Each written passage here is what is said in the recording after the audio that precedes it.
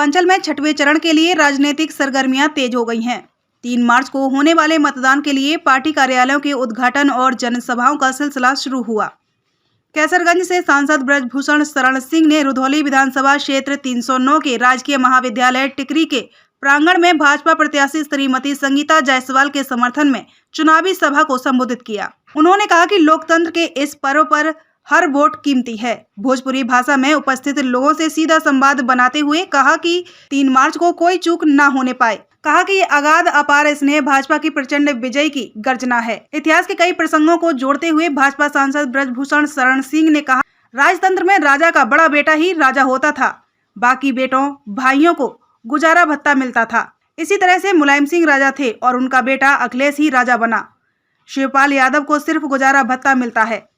सांसद ब्रजभूषण शरण सिंह ने सीएम योगी को बुलडोजर बाबा बताते हुए कहा कि यूपी में बुलडोजर बाबा और ठोको बाबा की सरकार है। उन्होंने कहा कि अभी 5000 वर्ष कलयुग बीता है और इसी में जिन्ना फिन्ना सब पैदा हो गए।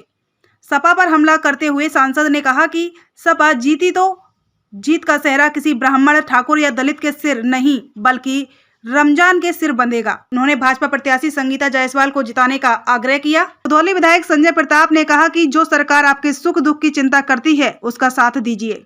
कहा कि सरकार बनने पर अधूरे कार्य पुनः पूरे कराए जाएंगे। उन्होंने उपस्थित लोगों से कहा कि इस तरह एकजुट होकर मतदान करें कि विपक्षियों की नींद उड़ जाए।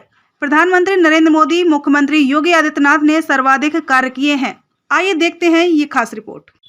और जिस समय माता जी तोरण लिए वही तो अब वो देखे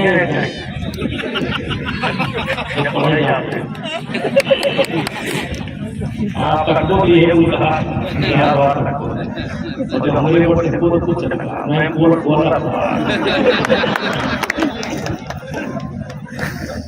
तो माताओं, हमारे देश में लोकतंत्र है। लोकतंत्र का मतलब जनता का राज। पहले अंग्रेजों का शासन था, अंग्रेजों के पहले मुगलों का शासन था, मुगलों के पहले मंगोलों का शासन था।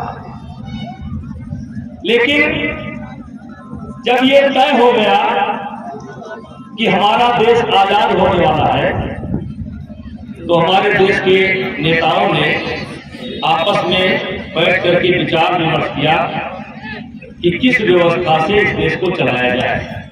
क्योंकि अंग्रेजों के समय में राजकाज चलाने का अलग नियम था, राजाओं का अलग नियम था, मुगलों का अलग नियम था। तो बैठ करके ये तय किया गया।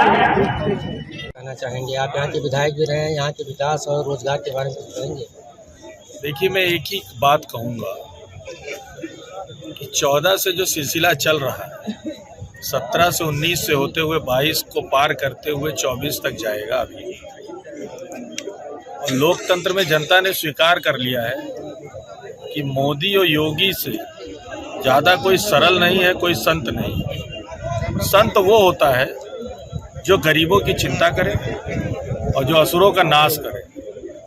अब कौन असुर है वो खुद समझे, जो गलत करेगा वो असुर है। अगर है तो संत ही उसका नाश करते हैं। और मुझे लगता है कि लोकतंत्र में जितनी खूबसूरती से मोदी योगी जी ने गरीबों की भलाई के लिए काम किए हैं, तो जनता भी उनके साथ खड़ी है और 22 में फिर से परचम लहराएगा। बेबाक खबरों के लिए हमारे YouTube चैनल को सब्सक्राइब करें। देश, प्रदेश एवं स्थानीय खबरों के लिए हमारे वेबसाइट www.bntlive.com पर लॉगिन करें। साथ ही Facebook, Twitter, Telegram, Instagram, LinkedIn पर भी फॉलो कर सकते हैं। धन्यवाद।